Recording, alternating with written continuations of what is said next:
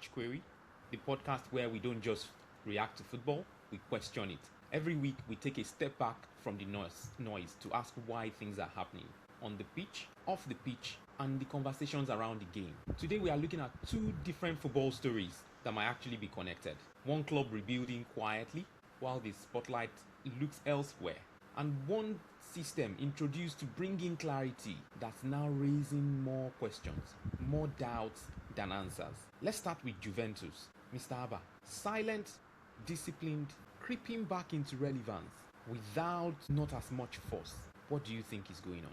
I think, unlike what we've seen in certain bigger clubs in Europe, Juventus have had to admit where they are. I think this particular season they admitted, unlike before where, some clubs say, okay, we are big. And so the argument is we are big, we do things big, we're big, we're big. Juventus seem to have accepted that they fell off, right? And they have quietly looked at the structure and said, okay, we fell off. Let's accept that and let's begin to rebuild. It's kind of like a humble perspective to the issue at hand for them. They have been through coaches in the last 4 years, like pumping coaches in and out in the last 3 to 4 years. And now they said, okay, this is what we're going after. We're going to be patient. Let's remember they didn't start the season off well, right? There were struggles at the beginning of the season, but they dug in deep. And that was because the Serie A seems to be like really competitive this season. It has changed. Napoli has struggled. Inter Milan has risen. AC Milan are pulling their weight. So the gap between the top teams are not as wide as it would have been in seasons past, where one team looked like they're running away with it. So that has afforded them the time and the space to be patient, to be methodical, to believe in the young players they brought in, to allow players like Yildiz express themselves, right? So this has been critical in allowing them to re-emerge as a top club in Italy. The key would now be to sustain that beyond this season. Because when you have an exceptional season, you don't think, okay, we're back to the top and then we push. You still have to be methodical. Keep the method in place. Think about how can we sustain this so even if we're not perfect next season, we recruit correctly. Because that's always a big problem when you're at this trajectory that Juventus is in. They need to ask themselves, do we need 1 or 2 players to help us sustain this push? Right now in this January window, we have 2 weeks left. These are questions they need to ask and answer. But it's been good, it's been honest, it's been sincere, and that is why there's no noise about it. Let's be honest, when a club admits they are falling, noise doesn't ring around them when they struggle.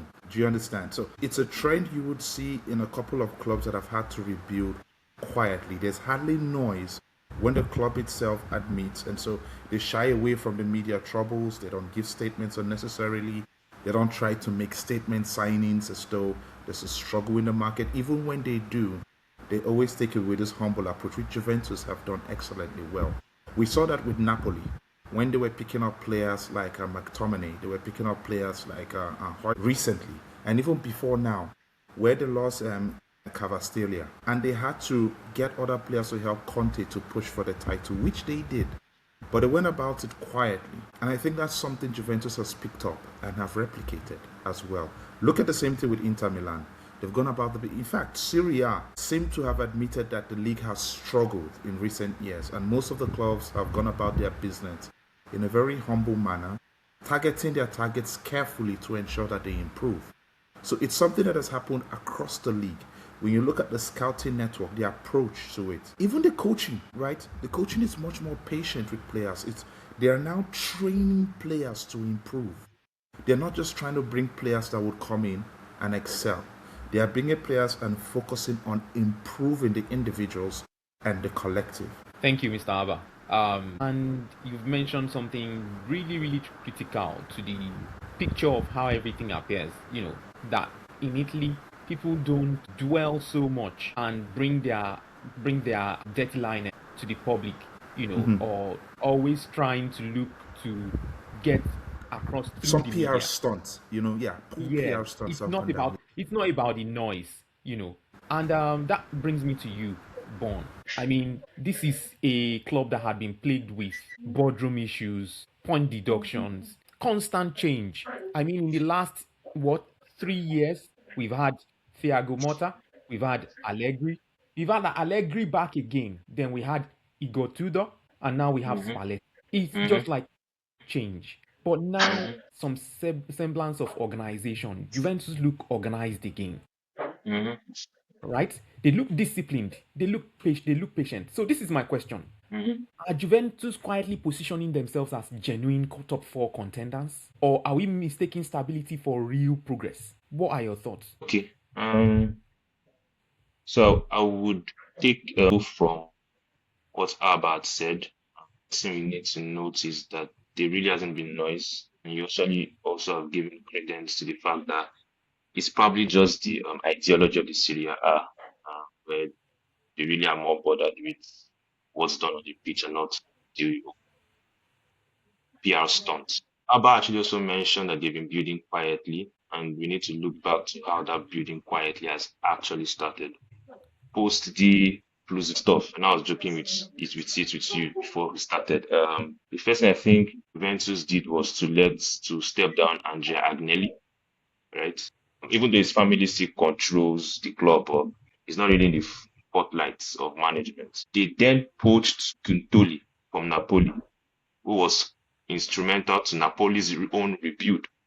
If yeah, so Cristiano Guntoli is now the sporting director, and they brought in Diego Chiellini into the club, to be more the interface between board and football operations. Having someone that's done like the footballing side, knows what the player needs, knows where the technical staff have to improve upon, and is a liaison to the board, has actually helped them reach a level of stability. But Just to in let those you know, periods, Giuntoli yeah, is no more the sporting director of Yes, Juventus. now he has stepped down now. you guys have stepped him down. Oh, okay. He has stepped down. They got the GM. The GM is Yeah, the new. Yeah. we don't So even have it. I don't think Juve have a sporting director at the moment. They just have Daniel Comoli. And Daniel That's Komoli it. is about to step into that position now. Was the Yeah. general manager before. yeah, So so but Guttoli was instrumental. That's what I would say. Maybe he has was stepped he? down now. Was He he? he Because he was. was the one that sold Daniel. He was the one that sold Huijsin to Bournemouth, Bournemouth. Um, and nobody will ever forgive him for you doing guys that. won't forgive him because of Houston's performance afterwards. After If you would not, you would not see him as one. Really, to be fair, it's more of a post-reaction thing. It's like us now that say we'll never forgive Chelsea for letting go of KDB. It's a post-reaction thing. It happened, right? Nobody can actually always envisage how these things go. But yeah, but the point I actually wanted to make is within that period as well. Yes, we totally have stepped down now. You can see a bit of reactivity to the way they've performed. But I actually just want to just take things a bit into like the pitch itself. Can we say that Juventus are now stable in the way they play? I think this season for me, with the way Spalletti has played since he came in October till now, you can see a more territorial dominance, more territory-based dominance to he has approached the game. And when we go deep into the numbers, we can see more as to what numbers speak to Juventus approaching the game in creating dominance. You get they are currently in the top five for most attacking metrics in the Serie A as at today. It's something that I think that speaks to a lot of stability. And you can actually also see the fact that not all their players are like in the spotlight to want to leave the club per se. They are even in the spotlight to get people to actually reinforce. I know, if I'm not mistaken, Dusan Vlahovic is currently injured, and Akudisik Milik is actually also currently injured. So they have just two strikers, and David and what's the other guy from Leipzig, Fender. You get so there's the fact in which they would I know they are current. So once we delve deep into the numbers and stuff and other parts of the conversation, we see more again why we feel that they are doing well. Yeah. I want you to address something easy. okay. Do you think we are overpraising Juventus because the expectations have dropped? Or, for example, if this wasn't Juventus, would we even be calling this progress? No, so I think it's progress because, like I said, I feel like you guys are. I think you guys are still the only ones in Europe trying to do the what we had discussed in the last episode where we talked about manager and head coach, and you guys feel like you guys are the only people still, one of the few people still doing the whole. Okay, so this coach comes and has his style or goes out. coach comes in, because you guys went from to a Luciano Spalletti. So you guys decided to go from what they call it, type of football that is heavily dependent on like he said, like Bon said, territoriality more than the normal game management technique. Normally, Juventus is a game management team, right? So normally from Allegri to where it is now, old Juventus normally low to mid block vertical football game management. They basically rely on transitions and set pieces. But now you guys are looking into more dominance. You guys are looking into trying to play more centrally. And like Bernard said, it's shown in the number. So it's not a case for, oh, you guys are, okay, if it was a Juve, it's because it was Juve. That's why. So you guys, like Abba said, you guys fell and you guys decided, and you guys admitted that you guys were falling, right? So you guys are finding a way back up right now, and it's very impressive. There are a lot of things that happened over the pitch now. I think I was looking at the numbers and I could see that it seems like you guys are underperforming the XG. But if you look at the quality of the chances you guys are getting, you guys create higher XG than the opponents. So in tight games, you guys create higher XG than opponents. So you guys have limited your chances to central box shots, cutbacks from penetrations, and late arrivals into the box, right? Because of that, the quality of the chances you guys are creating is high. So you guys also have very low chances, shots considered, right? So that means you guys are also doing very well attacking and also finding a way to still protect the back. The formation you guys have done where you guys play sort of what they call it, a 3-5 in possession and a 4-4-2 out of possession also helps us. So I don't think the case of Juventus is exaggerated where it feels like you guys are, because it's Juve. I don't think it is because it's a Juve team. So I actually do think you guys are steadily grinding, even though you guys didn't start well. And as Abba said, because other teams also start well, they afforded you guys the opportunity to climb, because I think at some point before Igor Tudor was sacked, you guys had not won a match in 8. So if it was in a league, like you guys had like an Arsenal in your league, you'd be far off where, at least you guys are still even in title contention. It might not be the gap between you guys and the people on top. Just 7 points difference. And at some point in the season, you guys went 8 matches without a win. So like I said, and I think in previous seasons, if you make so I checked the stats, and if you are to make top 4, right, in the Italian Serie A, you must have, I think the minimum points you would have is 33. That's the minimum anybody has had for a while as at mid-season. And you guys are above that right now. So like I said, it's a step in the right direction. Listeners, just to let you know, Easy saying you guys because I'm a Juventus fan. Guys. No, but I think it's difficult to discuss this current rejuvenation that Juventus is passing through without looking at the whole Serie A. The whole league is reinventing itself. Do you understand? Like, it's really reinventing itself. Even the boys who would traditionally at the beginning of the season, you expect them to be in relegation, are picking up the odd points here and there. I mean, not as many points, but the odd points in games you don't even expect them to pick some points. We look at Fiorentina, who are bottom of the league. Right now, Fiorentina have risen up to third from bottom. They're 14 points, 3 points away from safety. So when you put all of this at some points they didn't even have a win too. They didn't have a single win as of December, just this December. So the bulk of the points they've gotten out of the 14 points they have has been between December and January. So it's very important to put that into perspective, because it will be, you just think we're just talking about Juventus in terms of rising and falling, but the whole league is trying to reinvent itself. The whole of Syria is trying to reposition itself as a league, knowing fully well the financial constraint the whole league has at the moment. So things are sort of slowly changing, but I don't know, like Izzy said, is this because the quality of the league? So I look at things 2 ways. You can look at a cup as half full or half empty. Is it because the quality of the league is the way it is now, or because the league is so competitive that actually even bigger teams are dropping points easily?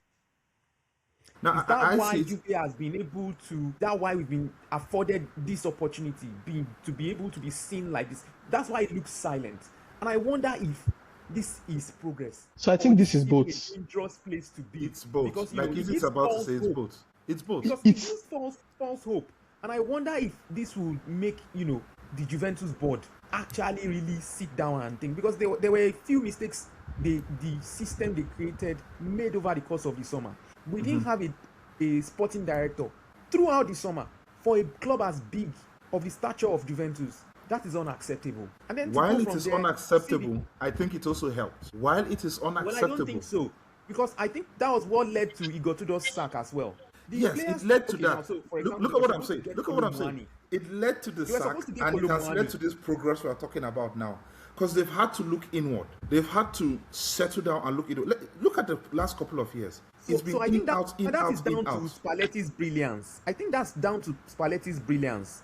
We said something about coaches and managers. There are some, and for me, I always say, there's something that one of our colleagues, one of our guys on one of the sports groups we are mentioned one day, and I can never forget it. He said, whenever you get a coach or a manager that needs his own specific type of players to be able to even succeed, to be able to even get results, he cannot get results without those specific types of players.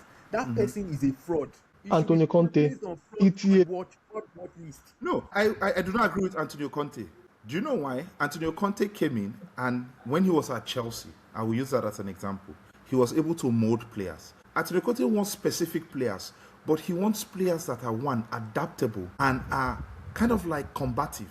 When you don't have combative players, how many players did Antonio mold in Chelsea? He just when I say mold, listen.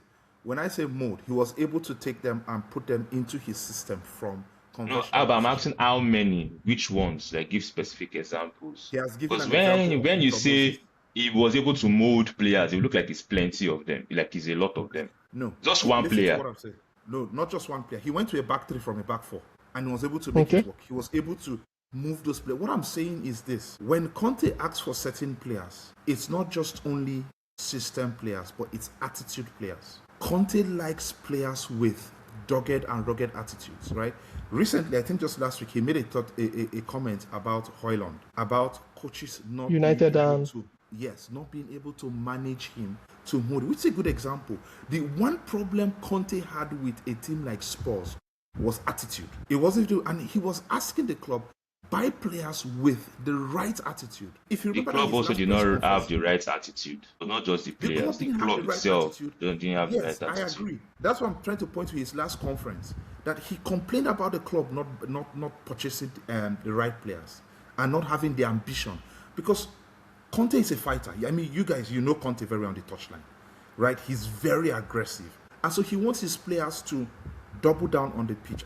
It's attitude. So when Conte complains about players, part of what he's always complaining about is having the right players with the right attitude. It's not just about the system. Yes. But he still needs his own players. No, he still needs his players. Exactly. He still needs his players. That's what I'm saying. But it's not 100% like someone like Ruben Amorim, right? That is like, it's all or nothing.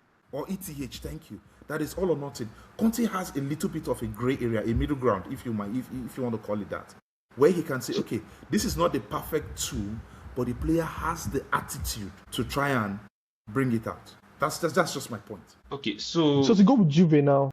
So what I would say is, because when Alba mentioned Conte molds players, my reporter made it seem like I didn't agree with that. No, I actually agree with everything Alba has said. But if we link it to Juventus right now, see, I rate Spalletti. Let me not lie, I rate him. Do you get? But my length of rating has finite stops, because I feel sometimes he has been let down by structure, where they've not decided to say, okay, this guy has done a very good job. Do we reinforce? Because the honest truth is, Spalletti doesn't come out to the demand for, give me this player, give me this player. He doesn't really demand. Yeah, but he doesn't really demand. I think that is down to his contract. So, like Ojo mentioned at the beginning, where he said, they have had to let go of a lot of coaches during this period, right? They have done back and forth and stuff like that. So I think even him is on a short-term contract June 2026. After June 2026, they will see how they will do a performance rating and see how far. So I don't think they can really support him. Even a short-term contract, really, is also his own personality. Even at Napoli. Thank you. Spalletti doesn't come out to ask for stuff. Even Italy, he will call the people that perform. It's in his nature. He won't It's like. in I his don't think I've nature. ever. Yeah, I don't think I've seen a post where Spalletti comes out and say he demanded for this sort of player. He uses what he has, right? And I think that mindset has made him. Yeah. The guy has demanded this. That's how bad it is. The guy has No, demanded. so for him to have demanded No, now, no. maybe it's very, very I bad think to no. your club. Let us look at the context of demand. Spalletti may not demand for specific players, but he demands reinforcement in specific positions. That True. is If you go fine. through That his is track fine. record, yes, that's That what I is a want. I want very to have a fine clear picture approach. of what Bon is trying to say. Spalletti will Yes, you are tell right. you So we don't have Spalletti good usually enough person he in requests this for position. player profiles. Thank you Profiles, very thank much. you. Thank you. Yes, But now And he he will will come tell and you, demand get he will come this. and tell Yeah. you, get this specific person, get this specific person, get this specific person. No, he's not that type of coach. He's a bit laid back, and he'll tell you, we need to reinforce in this area if we want to progress. And this is what we need to do to get this team to be balanced. So I think watching him coach in other clubs from Roma, Napoli, and all the rest, I saw that attitude where he was like, give me players, not a specific name, not a specific popularity or whatever, but a player that can do this specific thing in this specific position. Go out and buy that player for me. I, I mean, for a club so silent in their ways this season, we have been really, really vocal about how they've done things. And that leads us to someone who has been vocal about something that people have been vocal about, and that's the VAR. The VAR was meant to reduce controversy. Instead, it has shaped how we watch football. You have delays, you have debates. We are now having distrust. You have situations where players' celebrations to goals they've scored are getting delayed, or a player scores a goal, they've celebrated, the fans have become rapturous in the stadium, and then there's a VAR call, and that dampens everything. And it's not just fans anymore. When people like Pep Guardiola come to openly question the veracity, the trust, the officiating, it signals that something deeper is going on. It's not just bad decisions anymore, in officiating. We are now starting to question trust. The question is football losing trust now? And my question to you, Bon, is, if you're being honest, has VAR made football more frustrating to watch? More frustrating to watch? Okay. So short answer, I would say in some aspects, yes. The idea of the technology was minimum interference, maximum benefits. That was the idea of the technology. We interfere little, but you would see the rewards. But when a Pep Guardiola comes and rants for 6 minutes about a supposedly 6 minute stop gap in a game of that magnitude, just for a VAR check, you need to see question, are things going bad with this technology? So when the VAR was introduced, I think it was as far back as 2018, I'm mistaken. As I said, the idea was minimum interference, maximum benefits. The VAR was meant to check for, I think, red cards. That was one of the scopes. Penalty shouts, like fouls, like penalty shouts. And I think those were like two of the main scopes. I can't remember the other two, but those ones were there. But the issue now is you get to see a lot of stop gaps during games. You could even see that the fallout of one of the effects of the introduction of VAR was now increased extra times. We have elongated times. You will see stats around the amount of times the ball is kept in play within a match, not even as high as in 90 minutes. So in a 90 minutes game, the ball probably was in play for about 58 minutes or 60 minutes or 70 minutes, right? You could even see issues around now because of the delays, right? We've now seen a rule introduced where if the goalkeeper does not kick out the ball in 8 seconds or so, a corner kick is awarded. Now, a lot of rules have been introduced from the offset or from the shootout of VAR. We introduced VAR. VAR was not working in determining offsides. We then see them introduce SOT, semi-automated offset technology. That now has been introduced to be hand in hand with the VAR. But here's now the problem. Let's take the EPL, for example. A vote was put to play in 2024 where Wolves felt that, and to be fair, that season, Wolves had a lot of wrong VAR calls. I think one of my theories that also contributed to what probably also cost Gary on his job at Wolves. A vote was put to play to say, should we scrap out VAR? And most of the people that complain about the VAR today voted 19-1. Only Wolves voted against it. The other 19 EPL clubs voted in favor of VAR.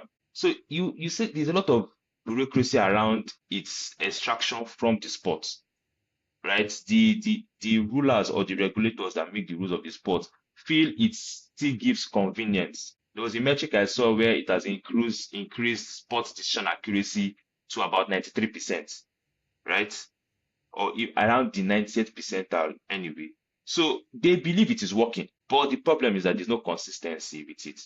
And there are various facets to end this. We can look far back at the last AFCON, not this present AFCON, the last AFCON. One of the things that the AFCON was touted for being the best thing was implementation and use of the VAR, right? You see, most times, if a referee, an on-pitch referee, gives a decision today and is advised to go and check VAR, that decision he has given, more often than not, will get overturned.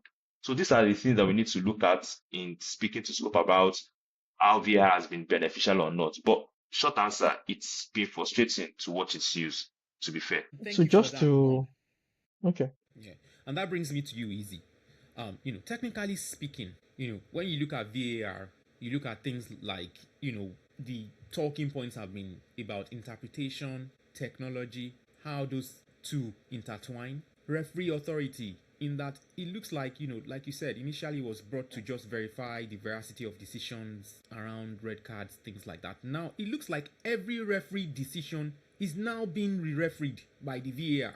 It was supposed to be clear and obvious errors before, but it looks like every time the referee steps on the pitch, you can't say they have the same authority in EPL like referees had in the 90s, in the early 2000s. And then it also brings us to inconsistent standards. Today, VAR rules that there's a player in offside position but he's not actively offside. He's passively offside. So he's not interfering with play.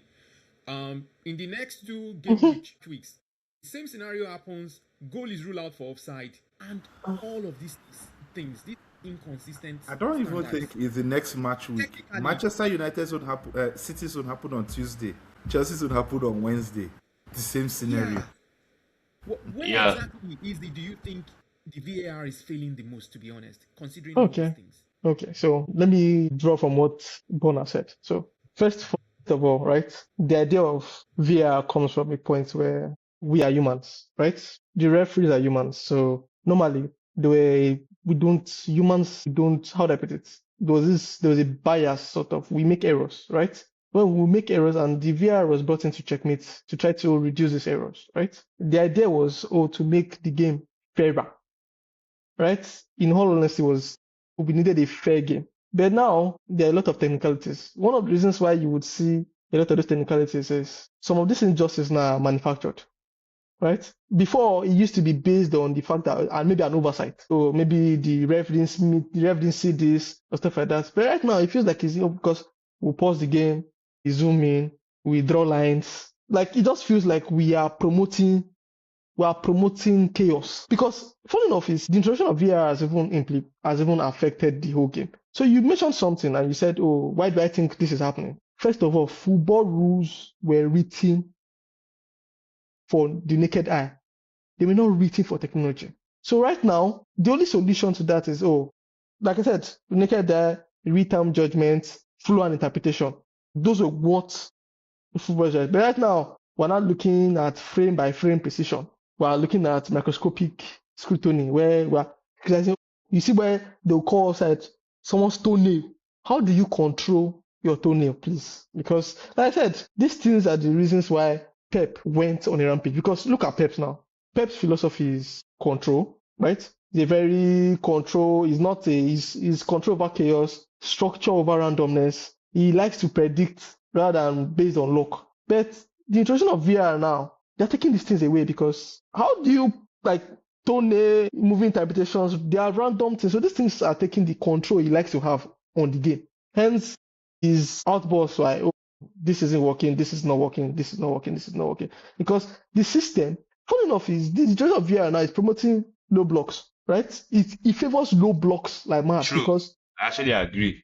because Actually, I agree a lot. because if I'm going to keep a high line, right? I can't keep a high line when I know that someone's toenail can make. I don't know if you get it, right? So a lot of this is now is not helping these system coaches that are like, oh, free flow attacking football, because now I'm going to play.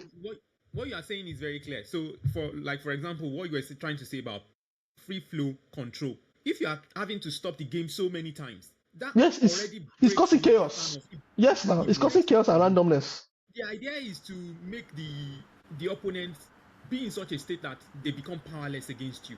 But every time you break the play, they have the chance to recuperate, Regroup, to redecide, reorganize. do a You lot have of to always recycle again, Exactly. and it just keeps going on and on. Then So there's that's the something thing. about intensity with footballers. If they are playing already, they are at a state of mind, they are already moving. Then you have to stop them for 5 minutes a game. They will just keep doing. What are they doing? They are just standing waiting for the referee. And They have to some decisions rebuild take- that groove. Yeah, the length of decision making is insane. You know what you said? Length of decision making matters. If it was just 30 seconds, they get the decisions. This is decisions taking up to 4-5 minutes in some instances. So, So yeah, I agree with you, Easy. You can continue. so you also mentioned the power, right? So then decisions making was down to the referees, right? And referees were they bear the fault of the decisions, right? Right now, I don't think you can actually say the refs are the ones, like, how would I put it? The refs are the ones making the decisions. Like, it feels like power now has shifted. There's a power, like, it's not looking like, oh, it's blame. There's no accountability, and we don't even know who's controlling it because the authority is invisible, right? So, for example, now VAR checks it. We don't know who made the call. We don't know why the threshold is changing and why similar events differ. Do you get? So before, in the old times where you do this kind of things, you just practically just have players. What I think is VAR should be used only for penalties and red card decisions. Right now, it's a penalty, it's not a penalty, we move on. Is it a red card, it's not a red card, we move on. For offside, no, it should be removed. It cannot be used for throwing, it shouldn't be used for offside. We shouldn't be using it any other place except for deciding a penalty or a red card. Every other thing should be allowed to flow. The stoppages are excessive. I was pro VAR when it first came into play because I felt the game needed to be fairer. But it has been misused. Sometimes I feel abused because, just like Easy said, there's nobody taking responsibility for anything. Right? People come on TV, Howard Webb and all the rest come on TV and explain wrong decisions away. Like citing the rule book, and in my mind, I'm like, what is right? Is this what we are now? There is a term they use, open to interpretation. Open to, and I always wonder. That term is actually very, very weird. It's weird. Open to what interpretation? To what interpretation? My interpretation or your interpretation? You get. So it's vague. It's not defined. You can't really say it's this or that. So I just feel limit where VAR can be used and you solve this problem. Thank you. Okay, thanks. So Easy mentioned something about frame by frame precision. I'm going to pose this question or this insight. Have you guys ever noticed that every time they freeze those frames, the foul that you saw in real time will just look bad? I don't think I've ever seen a tackle. Like, it just looks bad. It's way worse times, once you put it frame by frame. It's way worse. Right? There's an account on Twitter that usually reposts after the game. They go back, they look at the frames in real time on the pitch and what the semi-automated offside technology, the images that they've generated. There have been many times where there has been disparity between the image in real time, the position of the player. Now, Abba mentioned this thing you just said now. Yeah, but the position of the player, the body will change in offside situation in real time. It will change From what the SAOT has generated. It will change. Number two, the areas where they are drawing lines from with the use of semi-automated offside technology. Oh my God. Is crazy. It literally looks at if they want to rule something onside, they are drawing the line, irrespective of the player being offside. But Ojo, you brought up semi-automated, and I must say this: we saw semi-automated system being used at the Euros. We never had issues with where the lines were being drawn. We saw semi-automated being used by FIFA. We never had issues where it was drawn. How come when it gets implemented at club level, we are having various issues with where the line is being drawn? All kinds of issues with where the line is being drawn. So it means it's human error. Somebody has set it up in the system that allows it to generate that kind of error. So another thing again, Because Abba, let's even make it specific. He said club level. Italy used it. We did not have issue. Why is it England zone that is a problem? Let's be specific Yeah, so that our audience will know that it is England we have a problem with. It's England. Because yeah, but I think you are muted. yeah. I was just saying it's strange. Why would semi-automated, which is supposed to just implement a line that has been programmed into the computer, why would we have issues? We have issues of the semi-automated not working during games. We've had issues of it going offline. We've had issues of it having to be redrawn. Semi-automated system is not redrawn. It is set and simply implemented during the game. So why are we drawing lines using semi-automated within a game? That's why we're taking all this time. So for me, if we can't get it right, minimize the use. Cut it down to be used only for penalties and red cards. Period. Well, that may be an approach to actually take that would make sense. So I have a problem with VAR's frame by frame precision because I feel there are certain errors that you should just leave for them to not be zoomed. Because we are human beings. Those sorts of things would find a way of influencing our decisions. No matter how we want to change it, it most likely would influence that decision you get. And this is the thing. It has actually also affected the behavioral disposition of the players to the game itself. Now, players know that they are going to time themselves to expect a certain form of challenge, you get, and they would make a force of it. They'll make a huge force of it, right? So, yeah, we can start by limiting the usage to certain aspects in which we know that we can get clear and definitive decisions. But me, for my own sanity, I don't know why. I do not know why. In the English Premier League, it's hard. I don't know. We just need to just get it right. Izzy made a particular statement where the rules were made for the naked eye and not for technology. And that's actually quite apt. Because we now even figure out now that the rules are then changing now to then be made for technology. The offside rule is a clear indignation of this. Where they've then changed where the position of the offside can start from. And sometimes I'm like, if you're the one playing this football, can the offside start from there? Can it start from there? Can this person use this part of the body that you've highlighted as the offside position to score this goal? Again, so it raises all these controversies, and it now feels that we are weaponizing controversies. You've created a technology that's controversial itself. So yeah. Technology controversial, or is the way it's being used? Because they are using the same technology elsewhere now. Yeah, it's the deployment. So it's the way it's being deployed is the problem. deployment, but it's the technology still. It's the technology itself cannot speak for itself. There are people that use it. Do you get? But the way it's being used is it leaves room for interpretation.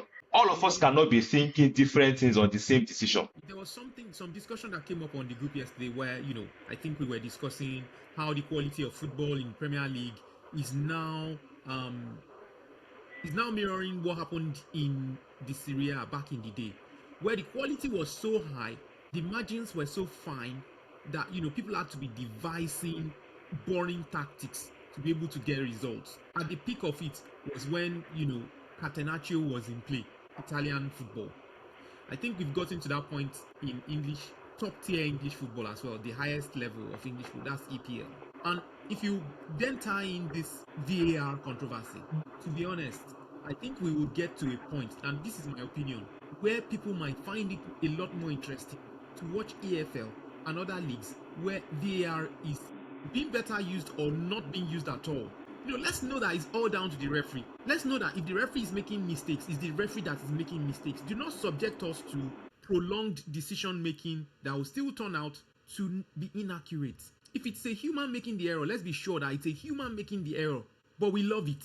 That is the game. The rules were written like that for humans, taking into consideration that, we will try to not make errors, but in some cases there will be errors. Now we are trying to fine-tune everything to make it accurate. We are trying to make it something that machines, technology would have input into.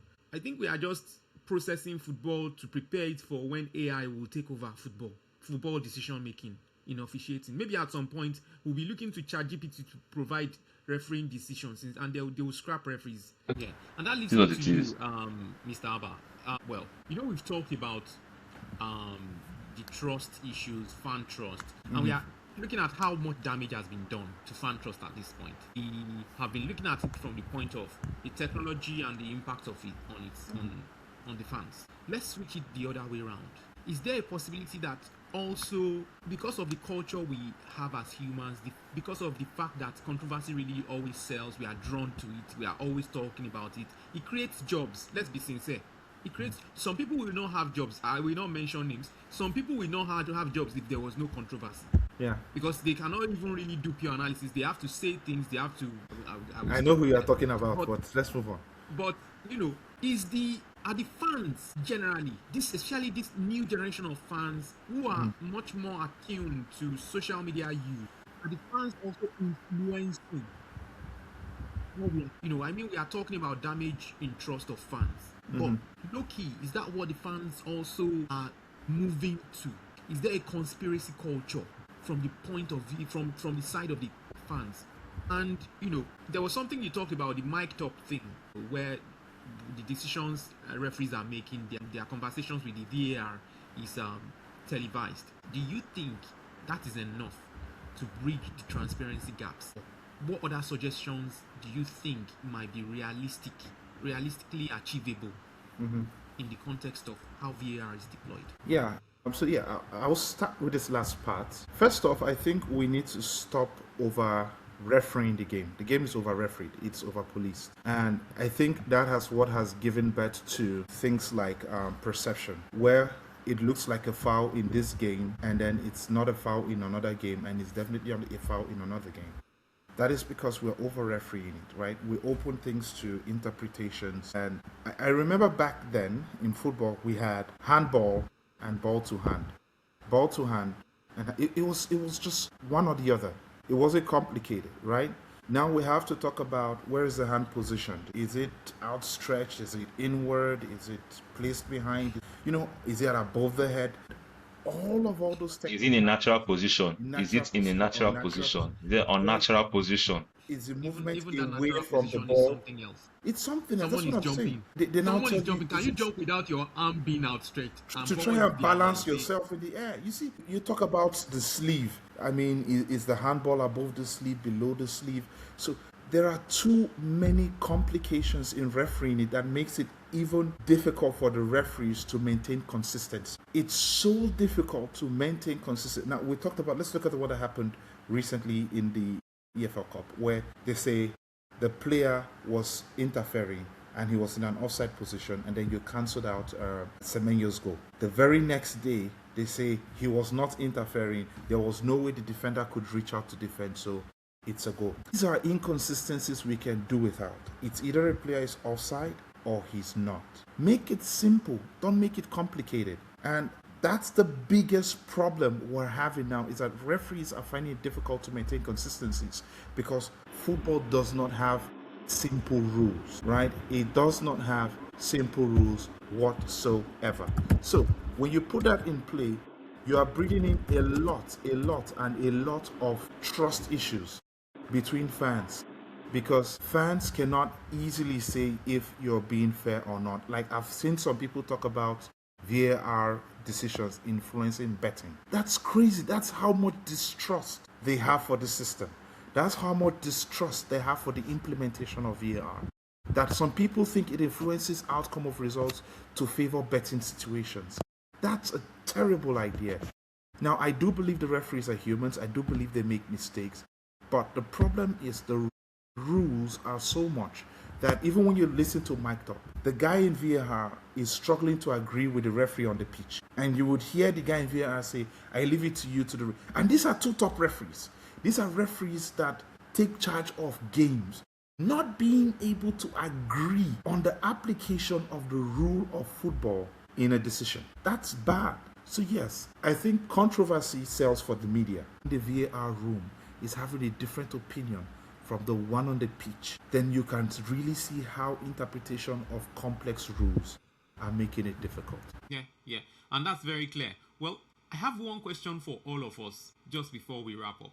Now, having watched football for many years, we were alive before VAR was introduced. We saw what officiating was like. If you look at what refereeing is like today, do you trust refereeing today more than 5 years ago? Okay, see, before the other guys speak, I'll give you a more biblical reference to this. In the book of Genesis, then Adam and Eve ate the fruit in the Garden of Eden, and they just realized that they were naked. They did not know they were naked before they ate the fruit. They realized they were naked the moment they ate the fruit.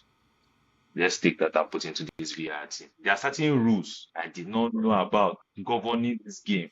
Now you've put in VR. VR is like the fruit that's opened my eyes to those things that I didn't care about as a fan back then. All I just know is goal has entered the net, goal has entered net, and we shout goal. Now I'm caring about natural position, unnatural position, and the sleep. I'm caring about those things that I did not care about. So, like, even now, you see fans using VR to judge. There's these popular bands jokes that we make in our groups. It go touch everybody. It will get all of us. So, it's because we already know that there's not a club that PGMOL will not send apology to in a season. It will get to you. That is not really a good way to be feeling as a fan. So, I feel like before VAR, we were very fine. You get, there's a kind of closure you have when you know that this goal was offside, but you can't complain because there's no means to complain. We took it as part of the game. Maradona did the hand of God. It was part of the game. Can you imagine the hand of God now in a World Cup? From where to where we use the hand of God? Was it not against England? Yes, it was against England. I think it was. Imagine England getting to the final of the World Cup now, and someone does a hand of God against them, against England and English national team, and England fails to then win the World Cup as a result of that decision. My God. I will just turn on my Twitter for like 2 weeks. Just turn it off. So that is the ideology I will give, right? I prefer that we was before VAR. Yes, I was pro VAR. Was going to reduce errors. To me, as it is said, it will make the game fairer. Yes, I was like, okay, all this. In fact, one of my agenda for pro VAR was, it will help the lesser teams, give them a level playing field. But it has helped. But it has helped the lesser teams now. Like I said, he's promoting low blocks. Exactly. Tactically, it's promoting low blocks. Yes, I agree. But that one is even a tactical approach. What I even felt it was going to help the other teams to know that, okay, if maybe a bigger team scores what we term in pidgin, Ojorogo, wrong goal, incorrect goal, for our global audience, right? They will feel like they can get it overturned. Unlike before, the goal has entered. But yes, tactically, it also evolved the game. If we check the numbers, which I probably will go and check after this episode, as Easy has mentioned, there's now a tactical switch in how the lower teams now approach the game, where there's now a high line, a low block, and you as a team, you have to then do control possession. How are you going to, and the increase in set pieces, indirect free kicks, direct free kicks, corner kicks or throw-ins. This season is not the season of really throw-ins. Yeah, it's not throw-ins. So maybe there has been that influence, but for me, I preferred it before VR. Yeah. And for Mr. Abba, which one suits you more, or which one did you prefer? I've always been pro VAR. I think I have. Although right now you're asking me on this spot, I will gladly go back to refereeing between 2000 and 2010. Yes, I would always remember how Overball killed us in the Champions League against Barcelona, right? But I feel as though such a referee, speaking specifically to his performance, will have the same performance with or without VAR. So I do not think VAR will change that kind of performance. We see that even in today's games. There are referees that are bad with and without VAR, right? Because, they're still going to be humans. There are referees that come onto the pitch with opinions of certain players. So whenever anything has to do with that player, they will give a yellow card, they will ignore the player, even when the player gets properly fouled. Because referees profile players. They read about certain players before they come to football games, and they say this player falls too often. So he might win a foul and they won't give it to him. So some referees will have bad games with or without VAR. You cannot change anything about that. Normally I would have preferred VAR, but I would gladly go back to... In fact, I will go back to refereeing decisions as early as 2001 when I started watching football. You know those ones where we had Vieira, Roy Keane smashing into people and you tell them to get up. Now, you can just make a movement and somebody will shout and scream and roll and... Freeze. Breeze, if you run past someone, we saw this AFCON now. Yes, you You would get the think ball people and- were shot with a missile from the stadium from somewhere. I mean, it's terrible. It's awful. It's disgusting. We want to protect players, yes, but the players should stop manipulating the system, of which VAR doesn't even change any of these things. In fact, VAR buys into it. A player dives in the 18-yard box, they put it in slow motion, and it looks like contact was made. You look at it in real time, and it's not even enough for anything. So yes, I would, if I want to go back to refereeing, I'll go back to 2001 to 2005. The most brutal kind of refereeing decisions I have seen since I started watching football. But however, VAR is a problem because of the way it's still the human factor. It's still the human factor. The system isn't making the mistakes. The humans are making the mistake. It is where it is because of human factor, not because the system in itself is wrong. So I love VAR, but I think we can do without it if it's not going to be implemented properly.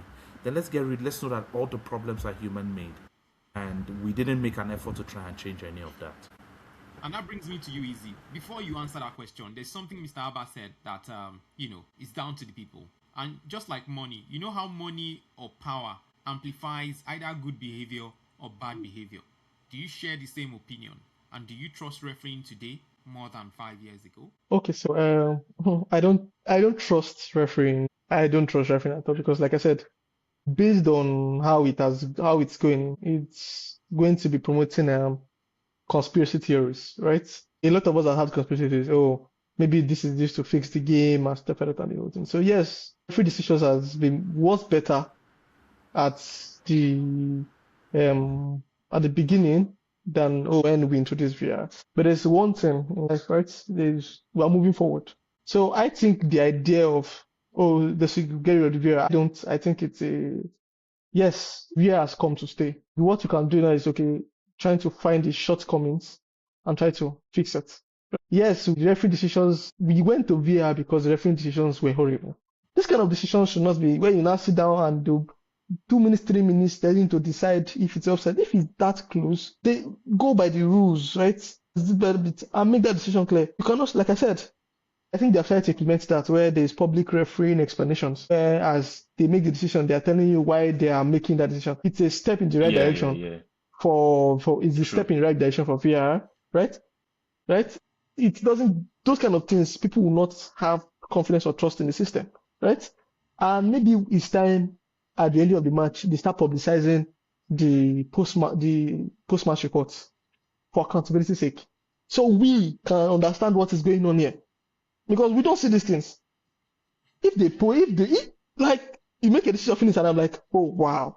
Before you say, the referee is not. I enjoyed it when I did not know all these things. No amount of report. Easy. No amount of report will change it.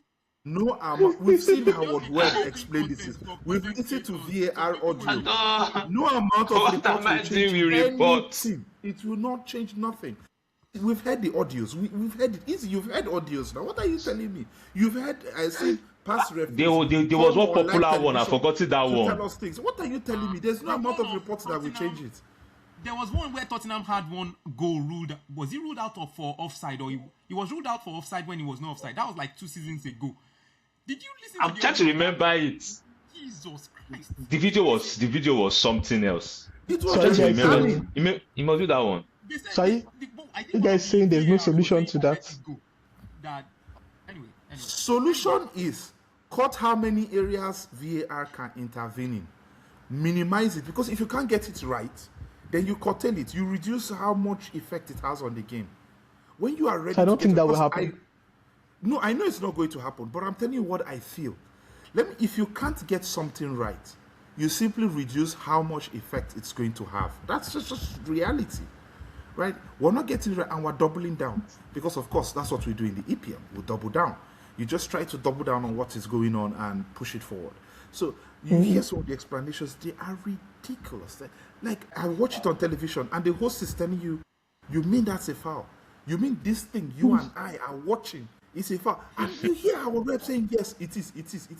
And you see how bemused all the guests on television are. Everybody is so confused on why I just remembered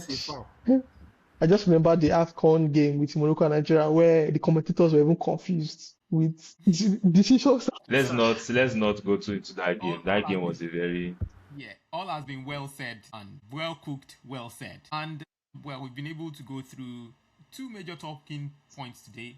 And Juventus have reminded us over and over in the course of these last few weeks. Maybe we can extend it to say maybe the larger part of the season so far, that if there's going to be progress in football, it might not always come with noise. But on the other hand, we can also see that VAR has reminded us that loud solutions don't always bring clarity. It might come with controversy. And with that, we can say the game isn't broken, but parts of it need repair. And that's the real match query. Don't go anywhere. Stick with us. Like, follow, subscribe, and leave comments for us in the comment section. And this time again next week, we'll be here with you, cooking as usual, asking questions as we always do on the Match Query podcast. Thank you.